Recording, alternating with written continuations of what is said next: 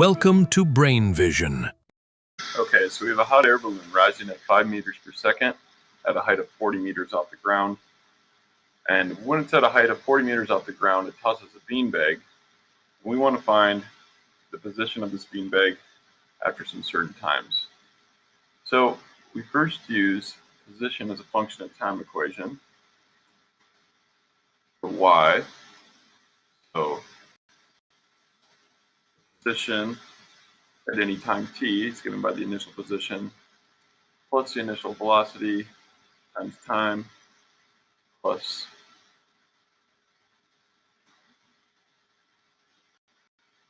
one half times the acceleration times time squared. Plugging in our values, we get 40 plus 5t minus 4.9 t squared. It's 9.8 divided by 2. And we want to find the position of the beanbag at, quarter of a second, 0.250 seconds.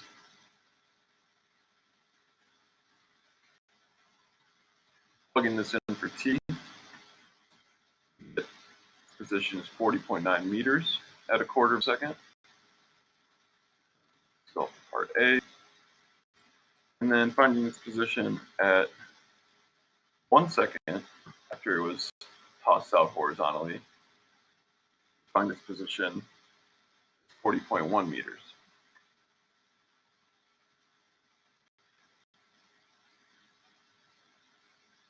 Now, part B asks us to find how long it takes before the beanbag hits the ground.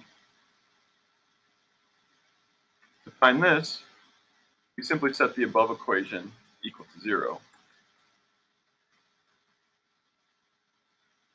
Using the quadratic formula and solving for t, we get it hits the ground 3.41 seconds later.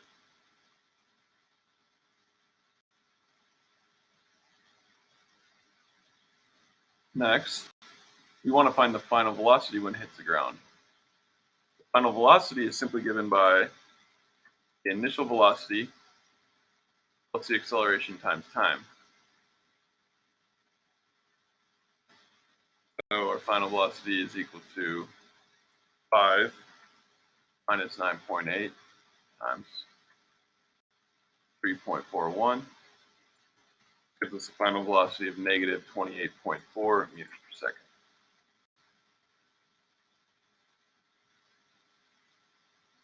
Okay. Now part D asks us to find how long it takes until the beanbag reaches its maximum height. To find this, we consider that at the top of the beanbag's trajectory, its velocity is 0 for an instantaneous moment. It's neither going up or down. So we call the top of the trajectory the top of the trajectory. We say that that's our final velocity. We set that equal to 0. And then, of course, the equation we're using is once again that of finding the final velocity. And the final velocity equal to 0, the initial equal to 5 as given, minus 9.8 times t. Find that the beanbag reaches its maximum height at 0.51 seconds. Finally, for part E, we're asked to draw 3 graphs. The first one is the acceleration versus time. And the acceleration is constant, it's just gravity, so this is just going to be a straight line.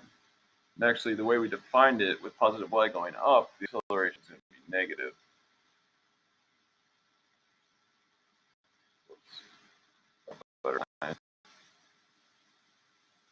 This is time, acceleration, and then our acceleration is going to be a constant, negative 9.8 meters.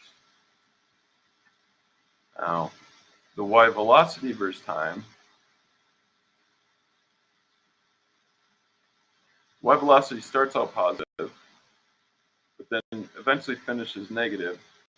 So it's going to look like this, just a straight downward sloping line. Finally, its position, its y position as a function of time, it's going to be a parabola since it's quadratic. And it's going to just increase up a little bit, get to its maximum height before it starts sloping down.